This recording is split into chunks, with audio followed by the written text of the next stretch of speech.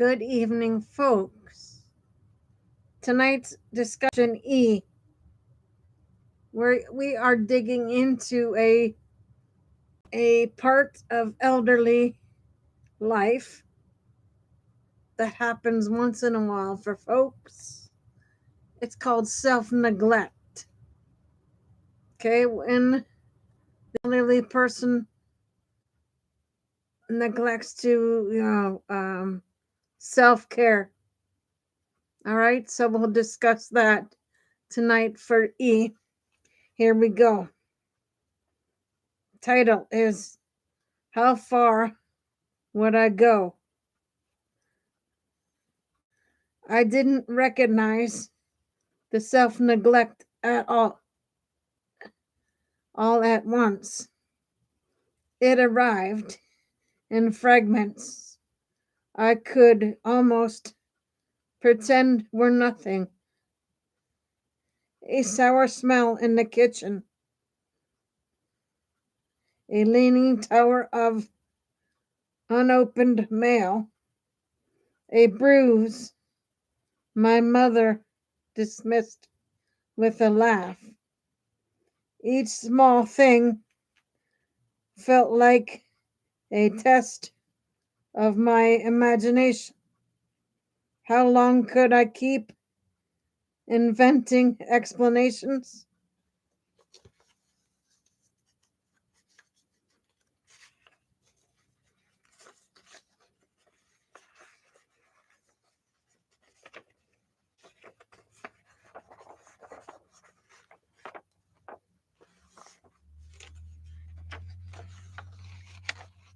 Before the truth would not let me look away. The daily story. Self-neglect creeps in like fog. At first I called it normal aging. Everyone slows down. Everyone forgets things. Everyone has off days. Saying those sentences aloud was a way to keep panic at bay. I began with small rescues. I labeled pill bottles in neat, stubborn handwriting. I set up automatic bill pay and pretended the convenience was enough. I bought grab bars and non-slip mats and told myself they were temporary. I became the scaffolding for their days. The person who noticed the small things and fixed them before anyone else saw.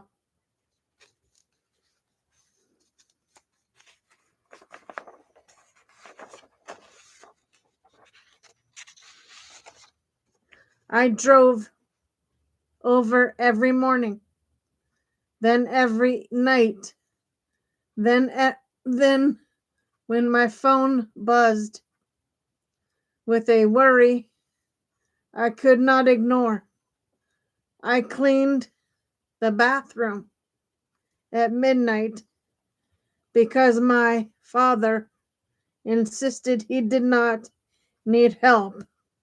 I threw out spoiled food while my mother protested that she was starving for saving it for later. I washed dishes that had been sitting for days. I tried not to cry when I found medications untouched. There was a memory of my mother at the sink, humming a song I could not name. her hands moving with the ease of someone who once kept a whole household in motion. The song is gone now, but the rhythm of her hands remains.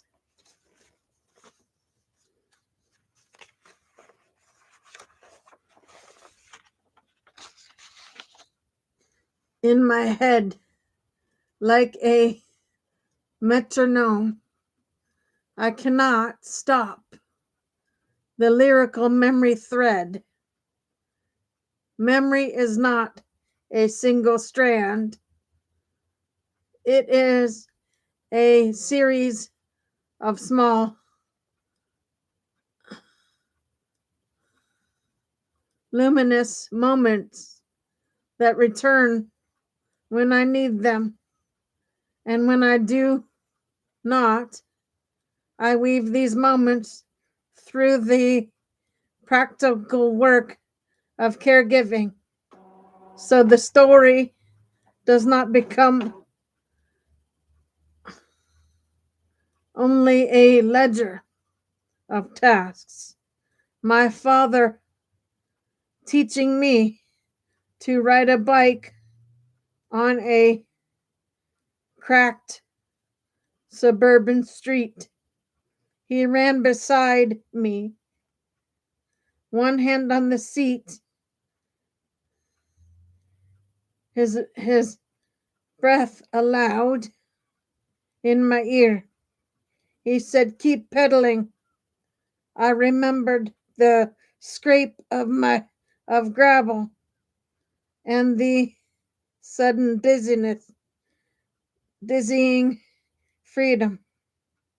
When he let go,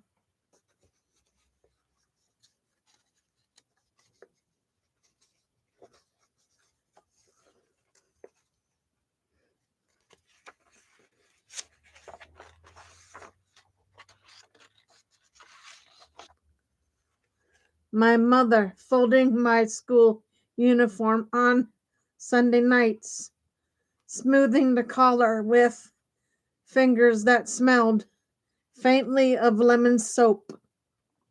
She would tuck a note into my lunchbox, a tiny rectangle of paper that said, "Be brave today." I kept those notes for years. These memories are not nostalgia for a simpler time. They are evidence of who my parents were and why I cannot walk away.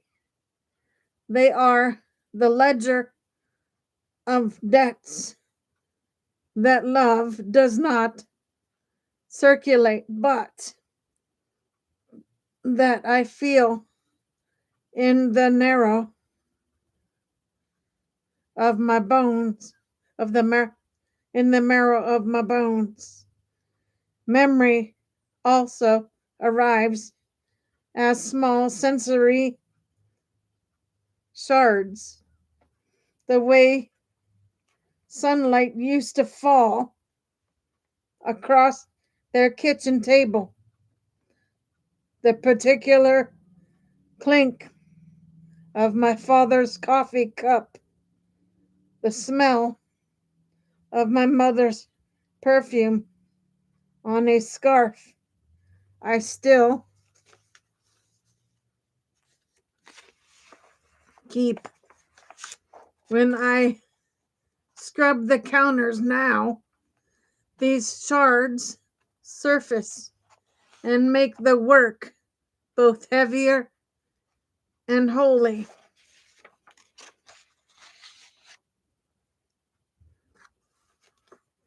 The interior reckoning. There is a moment in caregiving when love becomes indistinguishable from obligation. For me, That moment arrived as a question I did not want to ask. Am I helping them or am I enabling their decline? I tried to, I lied to my siblings. It's fine. I've got it. I lied to my parents. I'm not worried. Just checking in. I lied to myself. I can do this forever. Then I came, then came the day I had to choose between honoring their autonomy and preventing their harm.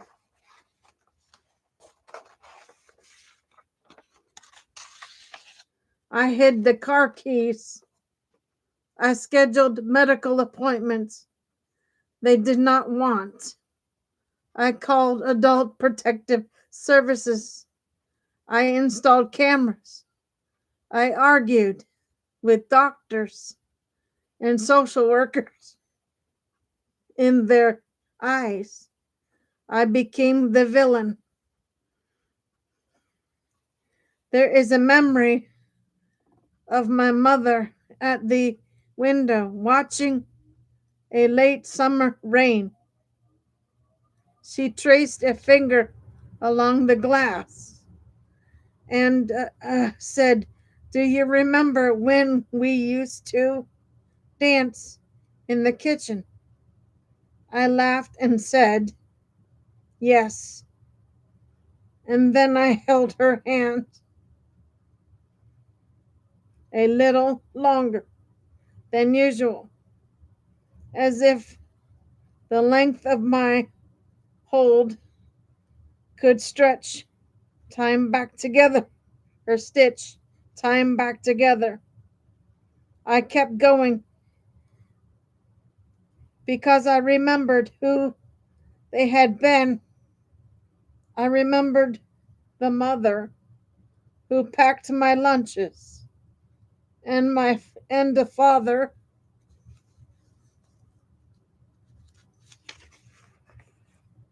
who steadied my bike, the bike as I wobbled forward. These memories were not bargaining chips. They were reasons I could not walk away.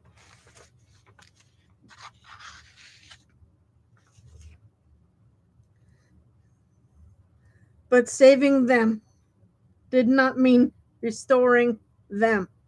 It meant accepting a truth I had resisted. Decline. Decline is not a problem to fix. It is a reality to steward. The cultural story.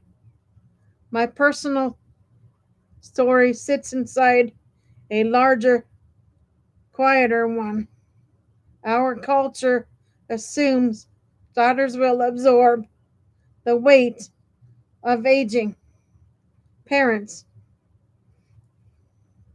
We are taught to notice the small things, to be emotionally fluent, to be responsible when parents decline.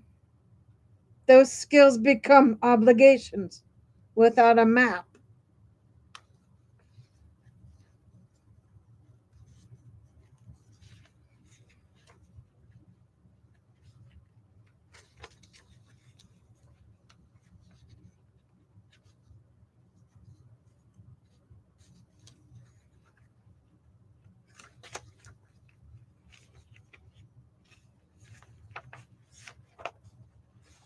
Self neglect is rarely discussed in public, but it is everywhere.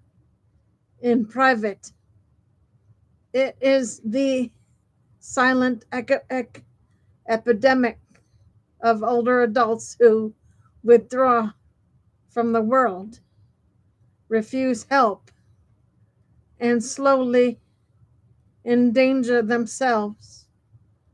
It is the private labor of adult children who must decide when intervention is care and when it is control.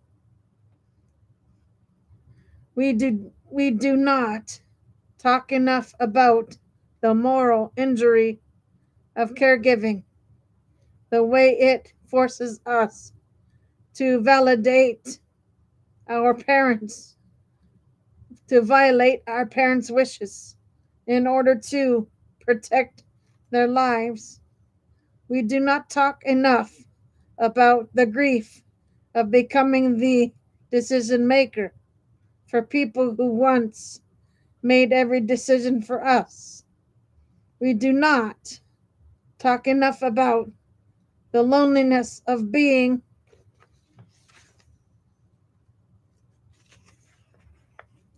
the one who sees the decline most clearly.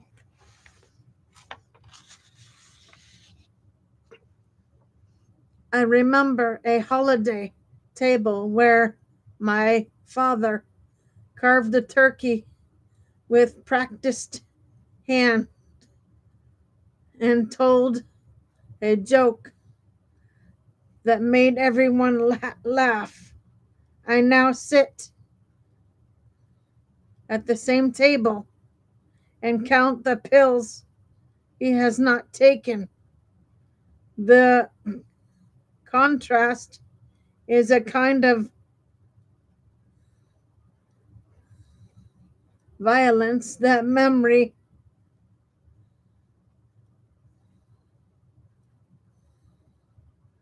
keeps replaying. The braided truth and the edge the braided truth and the edge of care. So how far how far would I go? I would go far enough to keep them safe.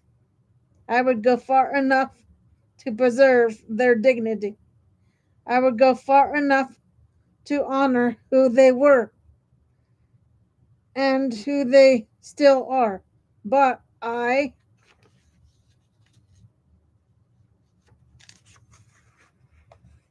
would not go so far that I disappear in the process.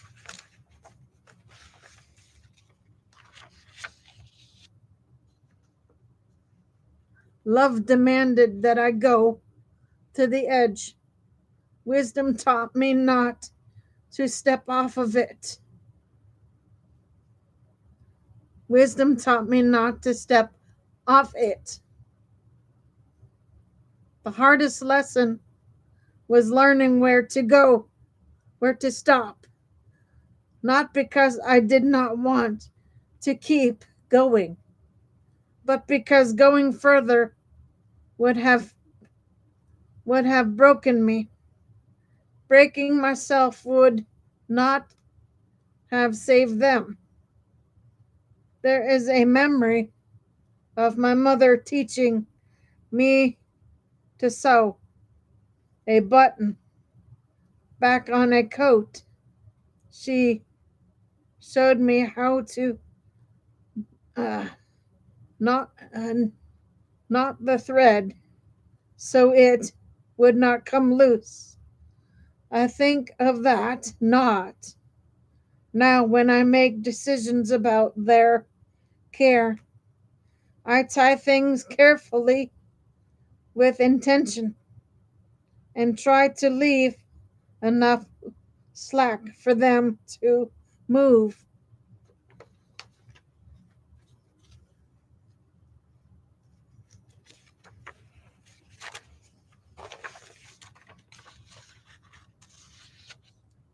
Caregiving is not a measure of how much you can sacrifice. It is a measure of how much you can endure without losing yourself. Saving my parents did not mean preventing their aging, it meant ensuring their dignity within it. In the end, the question was never how far I would go, it was how far could I go without breaking, and how to build a life that allowed me to keep loving them without losing myself.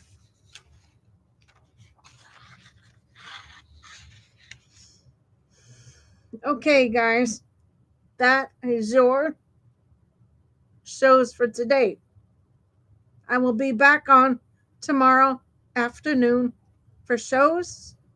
Until then, Gator Wellness, take care, folks.